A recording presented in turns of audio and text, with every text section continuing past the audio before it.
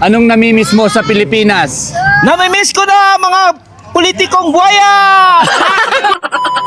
Guys, nandito kami sa Bones. Yan, sa bonus park dito sa Calgary. At maraming mga content creator at tatanungin natin kung Kung ano ang namimiss nila sa Pinas. yan, let's go. Isa-isayin natin sila. Lens, in Canada, Ayan. ang namimiss ko sa Pilipinas, syempre yung marami kang kamag-anak, kaibigan, na mas madaling ma-reach out. Syempre, hindi lahat ng kamag-anak natin nandito. Especially yung immediate family, yung parents, ganyan, kapag hindi mo pakasama. So, Compare dito sa Canada. Oo. Ayan. Honestly, ang namimiss ko sa Pilipinas is ang aking mga kapatid or family. Relatives. Yun lang, relatives lang. Okay, thank you so much.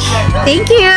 Daddy, ano ang namimiss mo sa Pilipinas? Unang-unang namimiss ko sa Pilipinas yung apo namin. Ayan. Pangalawa, yung bahay namin.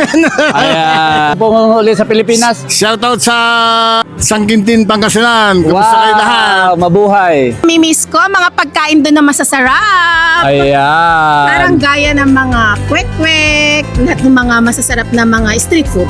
Okay. Next. Pauski. Anong namimiss mo sa Pilipinas? Yung ganito, na gathering, mga puro barbecue, tsaka yung mga inuman na ganyan na party. Solid, di ba? Yeah, solid, yeah. Okay, thank you. Na-miss namin yung yung politika. Ay! Kasi hindi tayo naka-witness hanggang lang tayo sa TV. social media. Gusto namin makita doon. May makulong.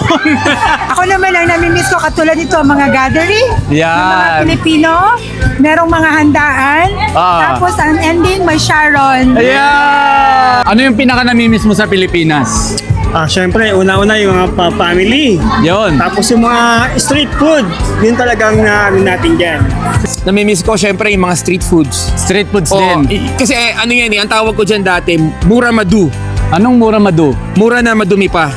Yun yung gusto ko sa Pilipinas eh. Saka yung mga fresh, no? Yes. Ayun. Syempre yung street food, joke lang yung mura madu. Pero yung street food sa atin, grabe, miss ko yan. Saka yung mga pares-pares. mga ganyan. Ikaw, ano ang pinaka namimiss mo sa Pilipinas? Ang mga DDS at kakamping! Lovely. Yes, yes! Anong namimiss mo sa Pilipinas? Sa totoo lang, yung jowa ko. Aray ko. Berto, dalhin mo siya dito. Wala akong magagawa dyan. Siguro yung namimiss ko sa Philippines talaga, yung Samahang Pinoy, yung barkada. Kaya ang saya ngayon kasi nagsama-sama tayo, so parang higanting barkada tayo ulit dito na sa mga tulad ko na naiwan ko yung mga kaibigan ko doon. You can find new friends here in Canada and I'm very happy to meet everybody. Tulad din ako